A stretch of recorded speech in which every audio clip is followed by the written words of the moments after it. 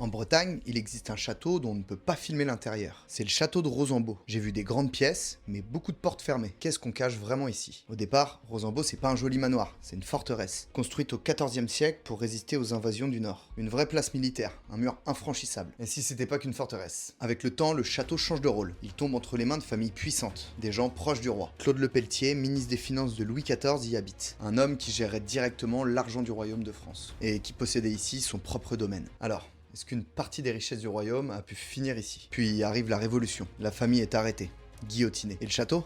Il tombe à l'abandon. Pendant près de 100 ans, Rosambeau reste à la dérive. Mais attention, il n'est jamais pillé. Alors comment expliquer ça? Comment Rosambeau est resté intact pendant 100 ans? À l'intérieur, il y a une immense bibliothèque, près de 8000 ouvrages anciens. Interdit de filmer. Impossible de rentrer dans certaines pièces, comme si le plus précieux restait volontairement caché. Alors qu'est-ce qui se cache vraiment derrière ces portes fermées? Et malgré les guerres, les révolutions, l'abandon, Rosambeau, lui, revient toujours à la même lignée. Des générations entières liées à de grands noms. Malherbe, Chateaubriand, des figures de l'histoire et des hommes de pouvoir. Et si Rosambeau protégeait autre chose que de l'or, quelque chose de bien plus précieux? Aujourd'hui, Rosambeau garde son silence. Mais demain, ensemble, on pourra peut-être réussir à percer son mystère. Alors si tu veux voir plus de lieux et d'histoires comme cela, surtout abonne-toi.